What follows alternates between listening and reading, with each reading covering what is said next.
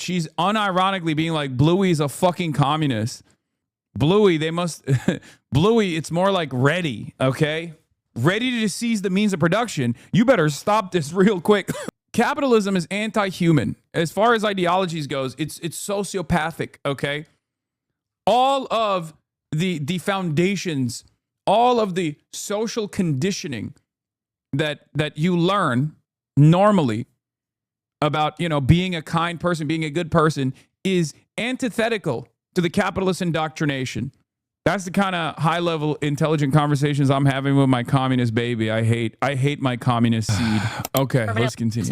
Kayleigh, let's broaden it a little bit, though, because this message is getting through in elections because we now have a list of socialists that I have said that the Democrat Party is now officially the party of Bernie Sanders. These are candidates running on the platform that 10 years ago Bernie Sanders was saying it and people were laughing it off. Now candidates are getting elected. It's not just socialist-style Democrats with growing presence. Zohar Mamdani, Katie Wilson, Annalena Mejia, Graham Plattner, Hasan Piker, Alexandria Ocasio-Cortez. Why am I on this list? I mean, this is an awesome list to be on, but it's so funny that they just like slam me onto it.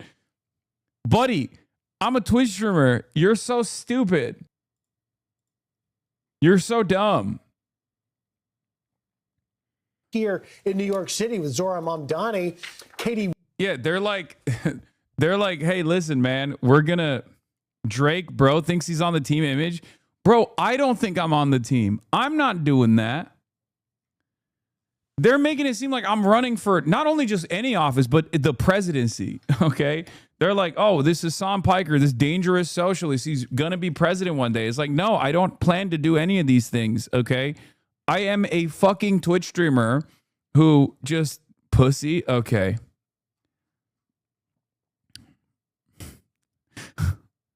What does that mean? Do you want me to run for president? Is that why you're calling me a pussy? Is that what it is? First time chatter? You're like, oh, dude, you're a pussy. You should. Now, what's funny about all this is that, first of all, and pussy too. That's the only thing I'm running for. Okay, I'm running in that direction. I'm running in the direction of, and pussy too. That's right. But also,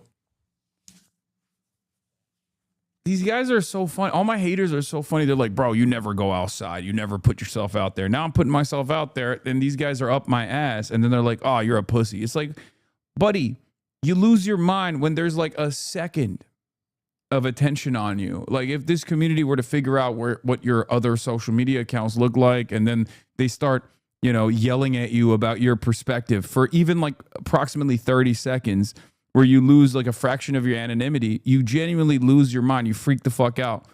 I have to exist under this microscope on a daily basis.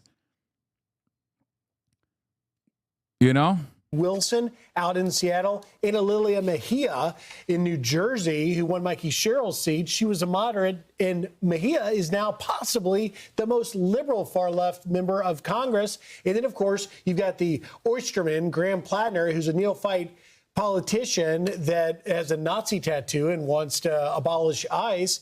Hasan Piker, that's been driving it, getting more and more traction with young people. And of course, AOC, that if you think about it, AOC was really kind of the first major win, if you will, for Sanders taking over the Democrat Party. That's right. And Rachel makes a great point in saying if you're not teaching your children about this, someone is. You brought up the fantastic point today that preschools are teaching about social justice. I started thinking about my 3-year-old who can barely put a sentence together. And thank God his school doesn't engage in this activity, but there are schools that are. It's wild. That's what they do in Cuba. Yeah. My 3-year-old came out and said, Mommy, isn't sharing caring? And I said to my 3-year-old, you shut your stupid mouth. What are you, a socialist? Absolutely not. I told my dumbass 3-year-old, you have to extract as much surplus labor value from the people that you hire. Otherwise, they will steal from you. It's theft. Lack of exploitation is the true theft. Thank God I shut it down real quick. Made sure that my dumbass 3-year-old knew sharing is not caring. Sharing is communism and therefore terrifying. Kayleigh. That's what they do in Cuba. Exactly right. And it's so subtle. Yeah, sharing is a moral hazard. Stupid ass 3-year-old baby. Watching a pop culture series, one of these series you follow show by show, I ended up stop watching it because midway through they were bringing these socialist ideas forward in a way that was packed. Oh my God, she's not joking. Oh my God, she's sincerely saying that right now. That's unbelievable. She literally is like, no, my baby is not going to share the crayons.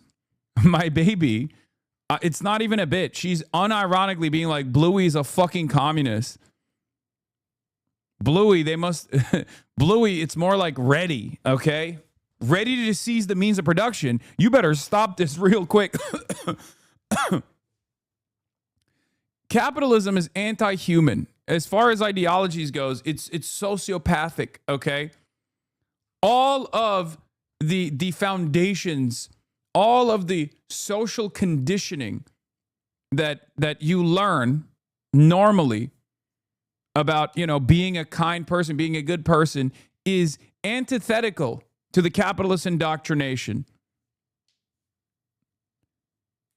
And that's why you're seeing as contradictions worsen as people recognize the design of capitalist society broadly. You're going to see a lot of propagandists who are servants of capital make increasingly insane statements. Package so bright and shiny. The girl didn't have health care, and it was a sad story. And she gravitates towards taking on the higher ups and the elites, which makes sense on a surface level until you dig down and realize Ken Griffin is creating 15,000 jobs. Yeah, that's what I told my 3-year-old. Ken Griffin is creating 15,000 jobs, stupid baby. Stupid 3-year-old. No pied-à-terre tax for Ken Griffin, please. That's the kind of high-level intelligent conversations I'm having with my communist baby. I hate my communist seed. Permanently. Oh my God, this is amazing. Okay, first of all, this demographic profile is the backbone of any active movement in the United States of America. This is like we got the moms, we got the white moms in the suburbs on our side. It's over. Line recently, I see both conservatives, liberals condemning Hasan Piker. Whether he's a radical communist threat to democracy or somehow impeding Democrat voices by being too left, he streams all day, every day, talking about the flaws in both parties, which I all think we can agree that there are flaws in both parties right now. And if okay, to be fair, I don't know if she's a mom or not. No disrespect. I didn't. This is giving suburban sweetheart though. This fit is fitting.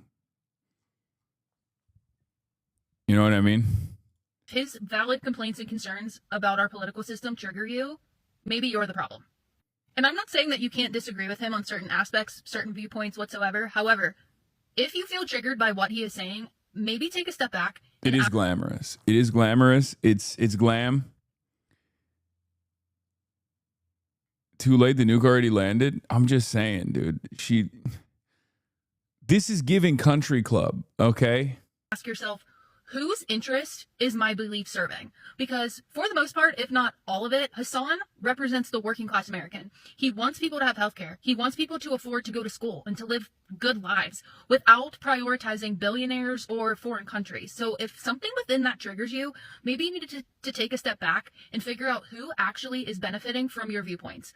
Because what is this? I cannot imagine how you stay humble with this much female attention all the time. I become a narcissist. 40 minutes into the stream and 2 women have expressed carnal interest in this dude and I'm jealous as hell. Unfollowed. Bro, don't unfollow. What the hell?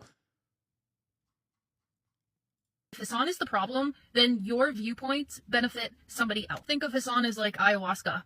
He is reflecting the parts in which you are propagandized that you're just not ready to see, whether you're on the right or the left. Damn. And you can say that he's wealthy, Bars. he's well off, yet he's a socialist. He does not run any ads on his Twitch stream. His Twitch stream is supported by the viewers, and his life... Piker Broadcasting Service, you already know what to do. Yeah, that's right. Your subscriptions are supporting independent media. Piker Broadcasting Service, People's Broadcasting Service.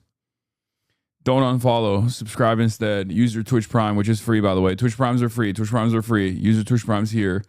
Or gift a sub if you got it. Allows him to go to different places. Like he was just in Michigan. He's going to New York. He's going to Philadelphia. He's making an influence where he can. He's not the problem. billionaires, foreign countries, corporations are. And he's highlighting all of that, and you don't like it. That's true. Damn. Another banger. 2 bangers in a row. To the first time chatter who said you should leave the US if you hate it so much. I don't like the current government. Okay? I don't like many of the previous governments either. That doesn't mean I dislike the people. Okay? Especially because if I hated the United States of America and wanted it to perish, then I would be a Republican. Okay? Now, you might think you love America, but if you vote for the Republican Party, or if you vote for these right-wing Democrats as well, you're basically accelerating America's demise, and you're harming both yourself, your loved ones, and Americans all around the country. Okay? If I hated America, I would love the current American government. If I hated Americans, I would love the idea that is resilient in the American political class that Americans don't deserve free health care. Okay? So I always find it funny whenever people go, oh, dude, you hate America. Why don't you leave America? It's like, brother, I don't think you understand. I want you to have health care. I want you to have free college. I want there not to be any homelessness in the streets. I want our drug problems to be solved. Okay? How can you say that I hate America, and especially Americans too, if I want these sorts of things? These guys don't. And it's really funny because Republicans will openly admit they don't want those things. Problem is, of course, because we're so goddamn propagandized, because we're so fucking propagandized, we think, yeah, the people that are telling us that we don't deserve more are the ones that actually love America, and the people telling us we do deserve more absolutely hate it. I've noticed that, like, so May Day is like, May Day has its roots in the American labor movement. The American working class is a part of the international working class. Okay. However, Labor Day in the United States of America is not on May 1st. We have our own Labor Day, right? And I think that's by design. Even though the initial May Day is an international, it's an international event, but like it has its roots in America, okay?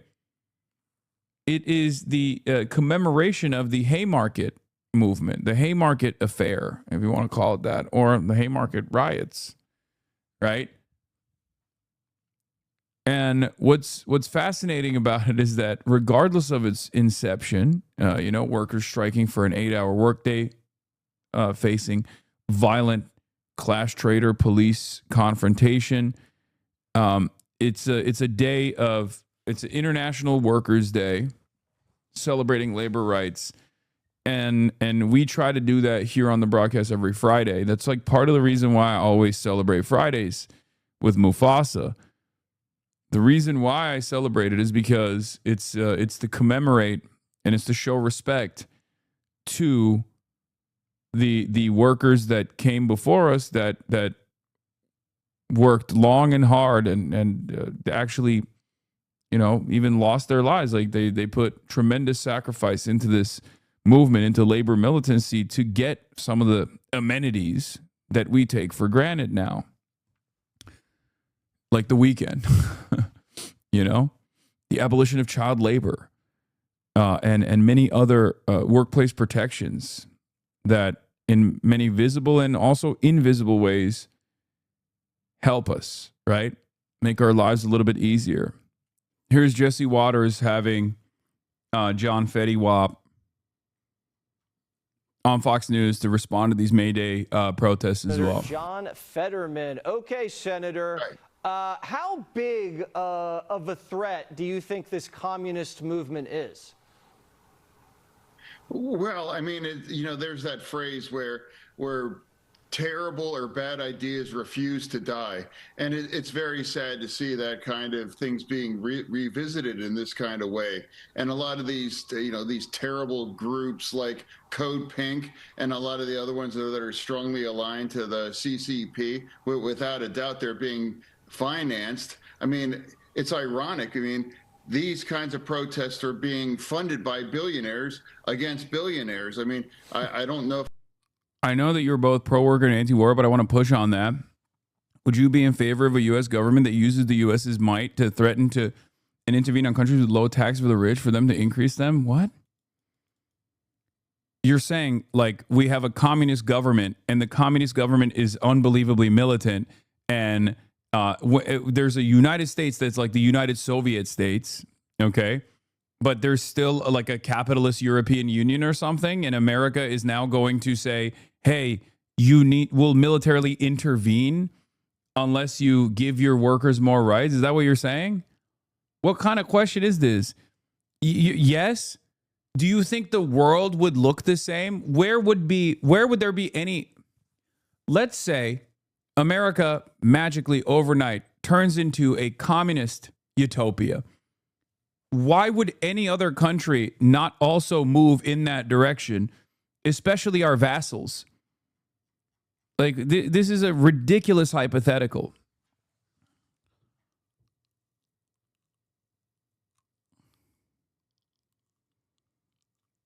I'm doing Trotskyism, but as a Maoist American.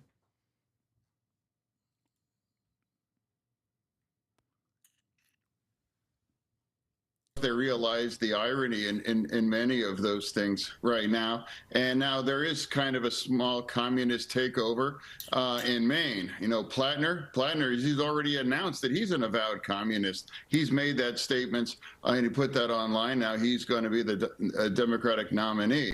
So there is a resurgence about the socialism, and that's becoming more and more part of it. And now there's more. Yeah, would you be in favor of a permanent international revolution in the hands of a Trotskyist American militant state that will, invade Switzerland militarily? Is that what the argument is? Like, let's focus on this current existence, okay? And not like an unbelievable hypothetical that will never take shape regardless. It's so funny. Yeah, we will take our tanks and we will storm the barricades of Switzerland. Zurich, you are next.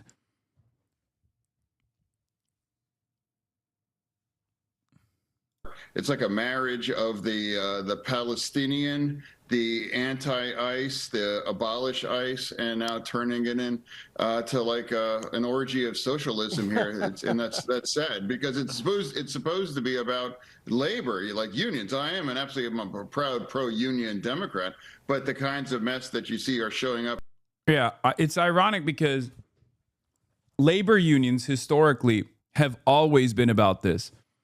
Throughout the history of trade unionism, it's actually this is rare to see labor movements not focus on the international working class in any way, shape, or form. That's what labor unions used to do. Okay, yeah, John is pro AFL-CIO. Yeah, that is the American labor union movement has unfortunately morphed into this this pro-capitalist machine. Now, that is hopefully going to change as well. But the reality of the matter is, for the longest time, the history of labor militancy has always been international. Okay? And many of them, I mean, that is the worst impulses that our party continues. We just seems to can't resist those things. It's so funny that he's like, well, what's up with these labor unions and the international solidarity amongst the working class? Like, what the fuck is that about? What is this socialism shit coming from labor unions? What? Labor unions are not socialist. After all, we made it illegal for them to have any communism in the labor union. That is by law, by the way. It is literally illegal in the United States of America to this day for someone who is a self-avowed communist or any Communist Party member to run a labor union. Did you guys know that? That is the fucking law in this country. First Amendment, by the way. First Amendment, my ass. Anyway, I always appreciate John Fetterman because, yes, he is living, breathing proof that brain damage makes you more right-wing.